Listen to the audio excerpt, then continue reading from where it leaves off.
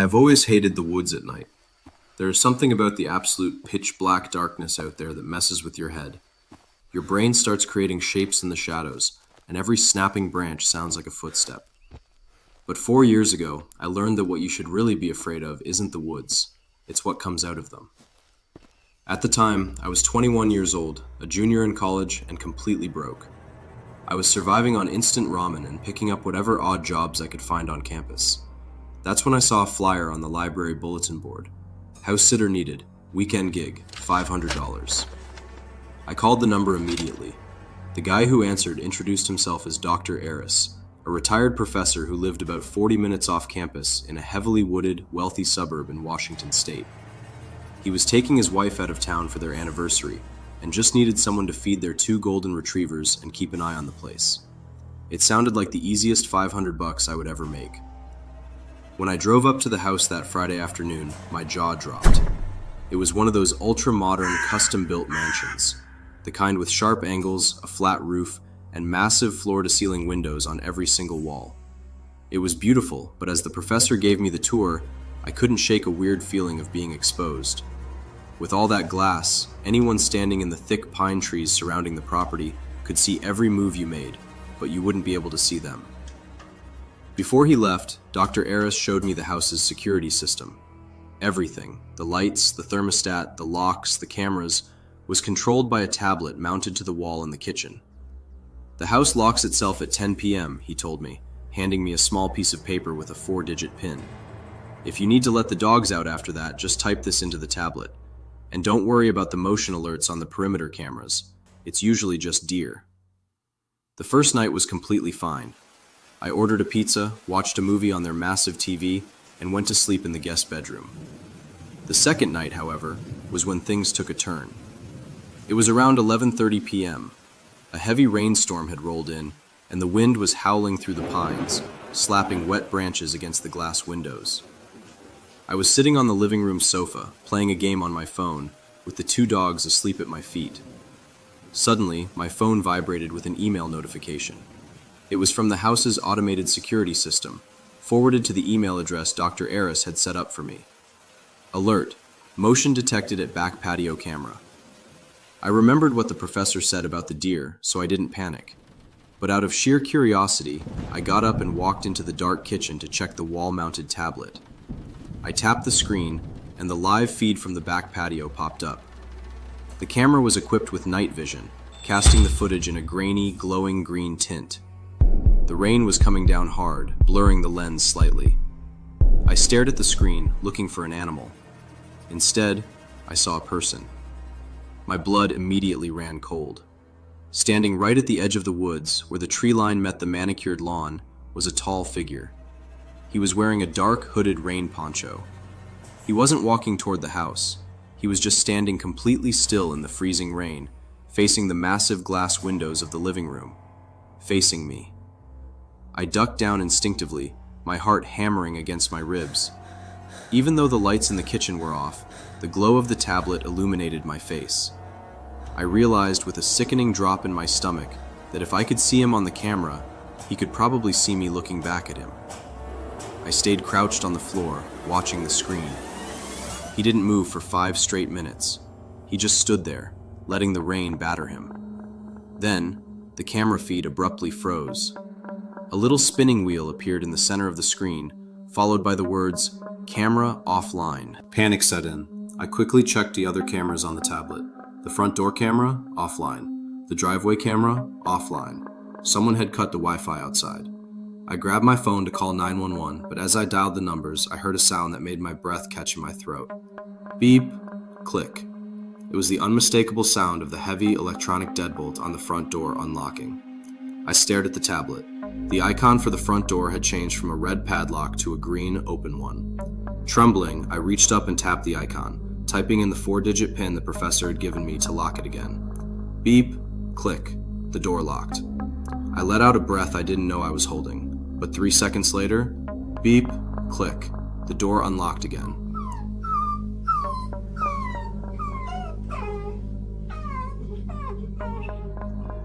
Someone was standing on the front porch, punching the passcode into the keypad. They knew the PIN. I didn't wait around anymore. I hit dial on my phone, scooped up the two dogs by their collars, and sprinted silently up the carpeted stairs to the master bedroom. I locked the heavy wooden door behind me, dragged a heavy oak dresser in front of it, and hid in the master bathroom. 911, what is your emergency? The dispatcher answered.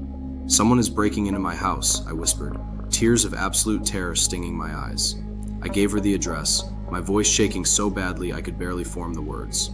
Okay, officers are en route, she said. Are you in a safe place? Before I could answer, I heard it. Downstairs. The heavy front door creaked open. The wind and rain howled into the house for a moment before the door was shut tight. I covered the speaker of my phone. The dogs were whining softly, and I desperately clamped my hands gently over their snouts, praying they wouldn't bark. I listened intently. Over the sound of the rain, I heard wet, heavy footsteps walking across the hardwood floor of the living room. They were slow, deliberate.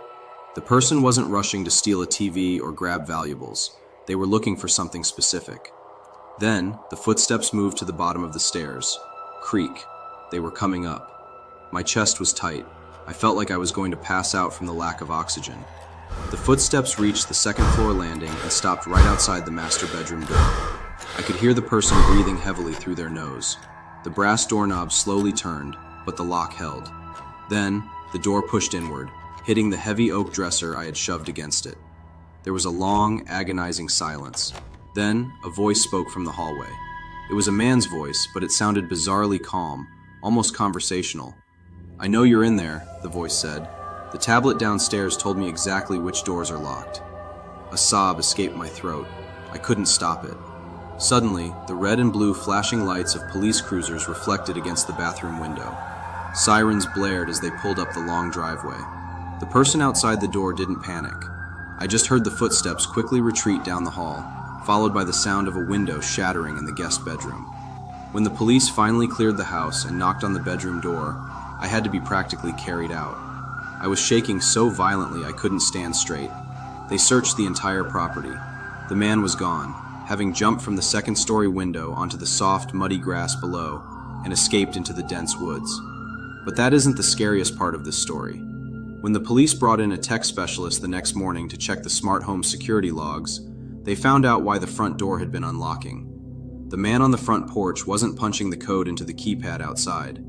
The security logs showed that the front door was being unlocked remotely from a secondary smart home tablet that the professor kept down in the unfinished basement. The man outside wasn't breaking in. He was trying to get out of the rain. The person unlocking the door for him, the person who had disabled the Wi-Fi cameras from the inside, had been living in the pitch-black basement of that house since long before I ever arrived.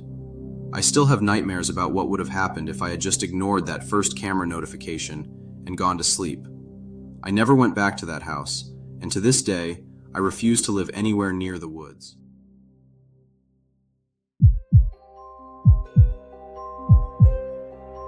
A few years ago, I was stuck in a pretty bad place financially. I had just dropped out of community college, my car was constantly breaking down, and I desperately needed rent money. The only job I could find that hired on the spot was the graveyard shift at a 24-hour laundromat on the outskirts of town. It was located in the dying strip mall. Half the storefronts were boarded up, and the streetlights in the parking lot flickered constantly. My shift was from midnight to 8 a.m. For the first few weeks, it was incredibly boring. I would usually just wipe down the folding tables, empty the trash, and spend the rest of the night watching movies on my laptop behind the front counter. Most nights, not a single customer came in. But on a Tuesday night in late November, that changed. It was around 3:15 a.m.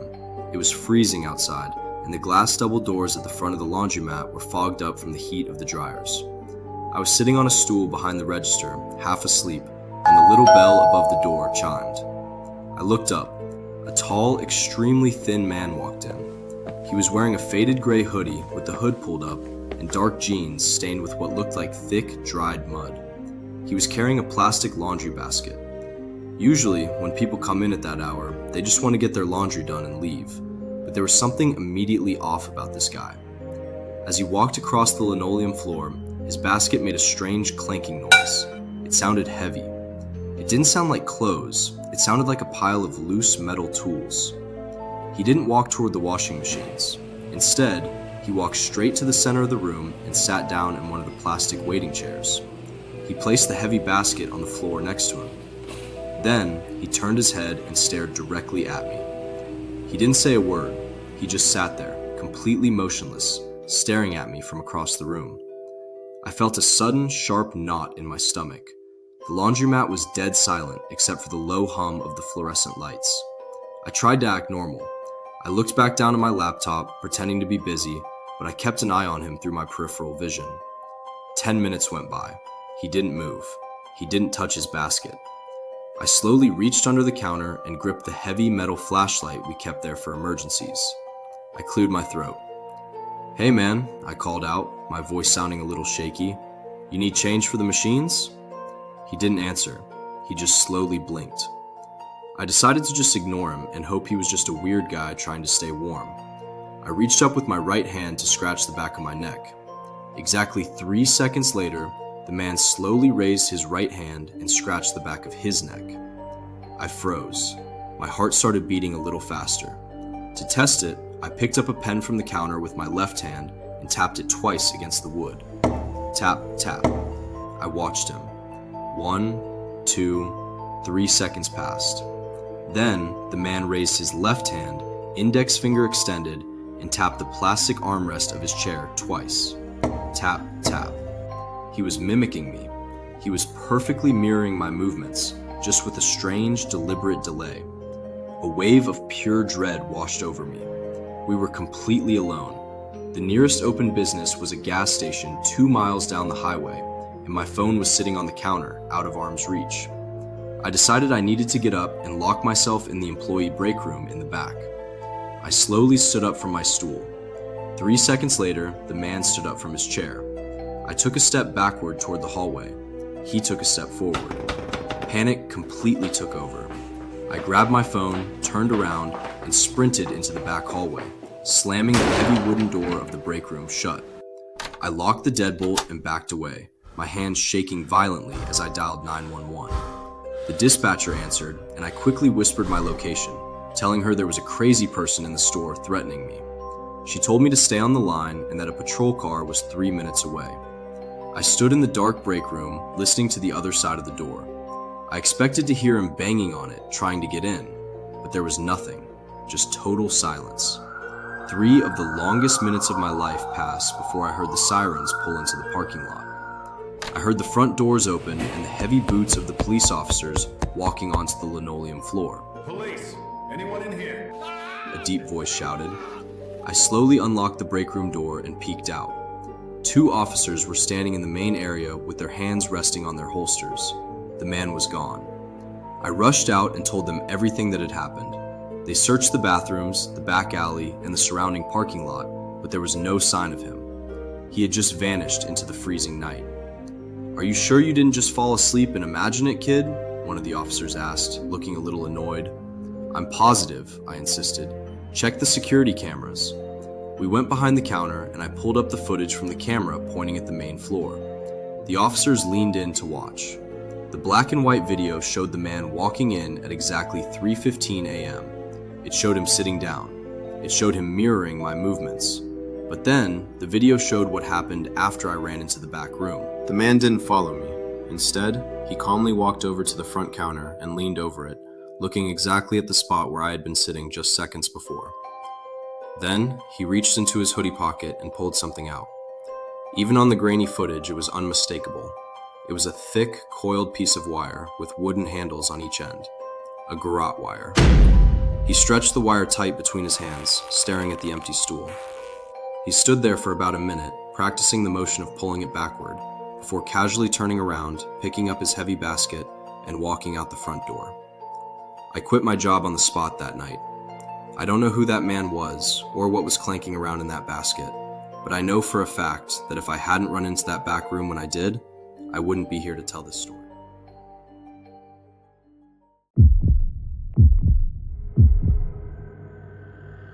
I have always been a huge fan of vintage photography.